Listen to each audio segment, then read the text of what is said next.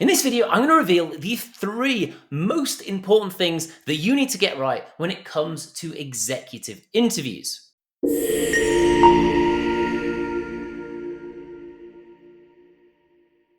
Now, some of you might know that I used to work at Deloitte, the world's largest consulting firm. And what I found, which is really interesting, is the best interviewees in the world are consultants. And also the best interviewers in the world are consultants. And the reason for that is because literally that is their job every single day of the week, right? That used to be my job every single day of the week. You go into a company and you have to interview people about what they do, about why they do it, about the systems they use. And what that means is you develop a very strong understanding about how to interview people and get the information you want, and also how to provide the right information when you are an interviewee. And so I'm kind of in a unique position, having worked at a high level at Deloitte, as both on the delivery team and also as a hiring director, actually hiring people and performing those interviews, and also being an interviewee at points in my career as well.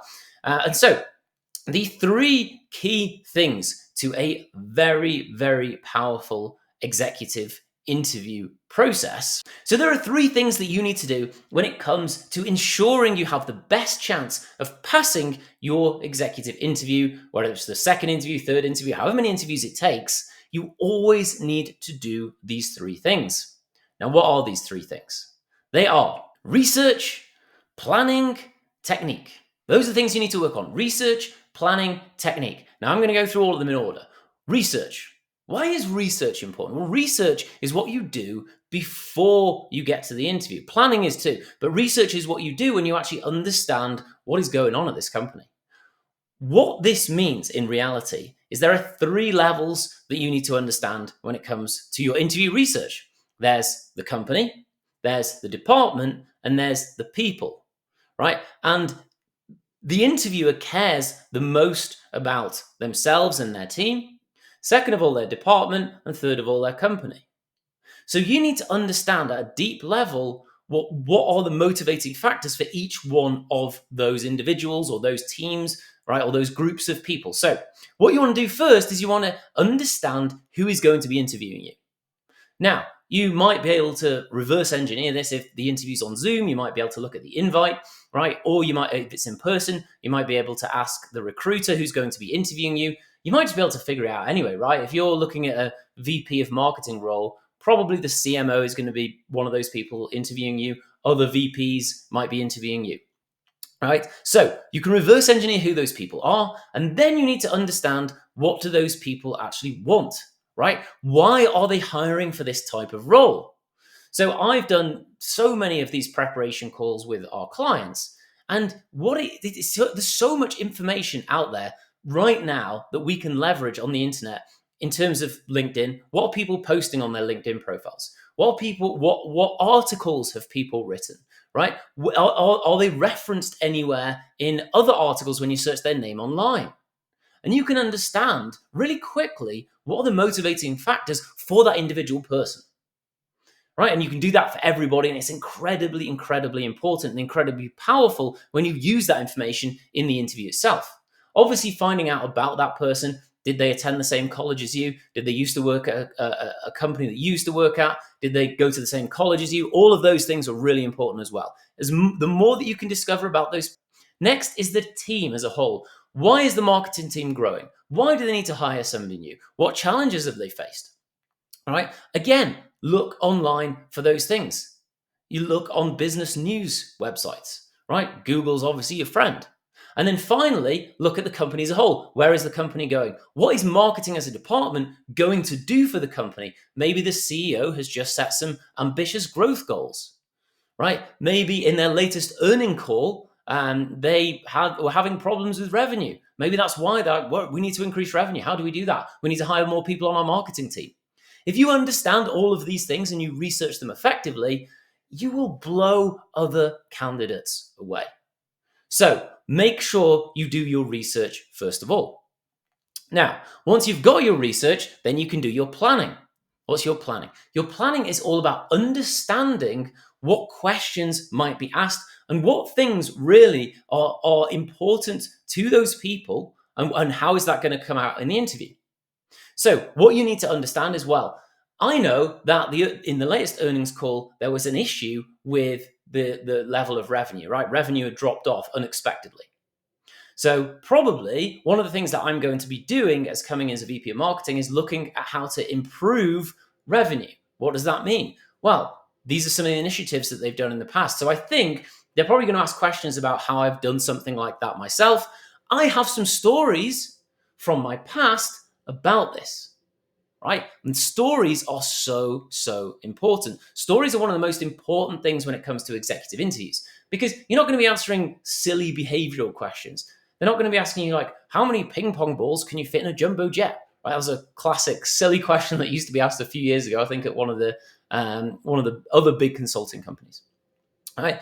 They're not going to be asking you questions like that. And if they are, you should run a mile, right? But what you need to focus on is understanding what those questions might be they're going to ask you, and then pre-selecting things from your past that you can actually use to then answer those questions effectively, right? Having that information in your mind, reminding yourself, if you've got a 30-year career, there's a lot of things in your mind. There's a lot of things that you may not be able to recall immediately when you're actually in that interview situation. So really thinking about what are those types of questions that they might ask, and then pulling that information out of your mind, remembering what was the value that you added in that situation. And really, one of the most important things, as well as telling the story about it, is having what we call numerical or economic proof.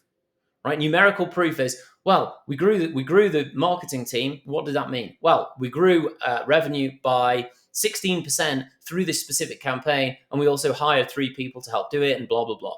Right? That is so much more valuable than just saying we grew revenue. That's what preparation is all about. And if you do your research properly, your preparation becomes quite easy, because you know what the kind of things that everyone's interested in and the things that are actually going on for that company, for that team, for the individuals as well. Now, the final thing, the third step, is what we call interview technique. Interview technique is all about doing the right things as a person in the interview itself, right? Because you could do the best preparation, have done the best research, but if you don't come off in the right way, come across as the right type of person that company or those people would want to work with, you're not going to pass, right? Even if you give the best possible answers. And so some of the things that you need to get right when it comes to interview technique: brevity. Brevity is huge. Making sure your answers are a maximum of about 2 to 2.5 minutes long. Any longer than that, people stop listening, right? 2.5 minutes long. If you want to say more, right, stop your answer and ask the person if you're going in the right direction. Ask them if there's anything else you'd like to explain about what you already spoke about, right? But never go more than 2 or 2.5 minutes in your interview answers, right? Second of all, you need to make sure that you are asking questions throughout the interview, not just at the end when the person says, have you got any questions for me? You want to be asking questions throughout, because the more that you can understand, right, your interview research continues during the interview, because you're asking that person about the role, about what's going to happen, about how the company operates. Particularly when you've got multiple stages of interviews as well, you can build that knowledge on top of each other.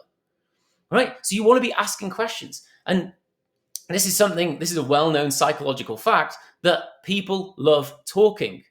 People love talking more than they like listening. So the more that you can get the interviewer to talk, the higher that they will rate that conversation, right? They will find more value out of that conversation if you get that other person talking more about themselves, about something they're interested in, than just you talking at them, right? That's one of the biggest killers. I've interviewed hundreds and hundreds of people, and one of the biggest killers is when the person just sits there and just talks at you, right? And you're just like, oh man, when's this going to finish, right? And they've got 10-minute answers to every single question. You only get to ask 4 questions, and you've already used up most of your time. That's not what an interview wants. They want brevity. They want to be talking as well, right? Whether they know this or not, this is how interview psychology works. Now, there are other things that you want to do as well. Eye contact, clearly that's an important one. Mirroring what the other person is doing. Are they very animated? Are they less animated? Mirror what they're doing. So these things, they just build rapport. They're subconscious, right? Subconscious communication, which is so important. So all of those things combined together are what is going to help you pass your next executive interview. right? The amount of times that I speak with clients and they say, James, yeah, I'm great at interviews, right? I just need help getting the opportunities. Comes to the interviews, they fail every time because they think just because they are so valuable and have so much amazing experience in their field that they're just immediately and instantly going to be able to pass an interview, and the person on the other side is going to clearly see their value. That's not how it works, right? When you've got 5 people you're interviewing and they all have impressive backgrounds, they all have the things that you may want in that role, you're looking for that person who really understands your organization. You're looking for that person who really is somebody that you want to work with every day and you know is going to bring so much value in terms of what they do. Because that's what it's all about. Your past is interesting, your experience is important, but what matters is what you're going to do in the future. Experience is meaningless once you actually start in that role. What matters is what do you actually do when you're in that role? And that's what the interviewer is looking out for, right? So those 3 steps, follow them and your interview success rate will skyrocket because that's what it's all about. And I've interviewed so many people, I know exactly what those steps look like. So go ahead, implement that process, and you're going to have so much more success in your executive interview processes.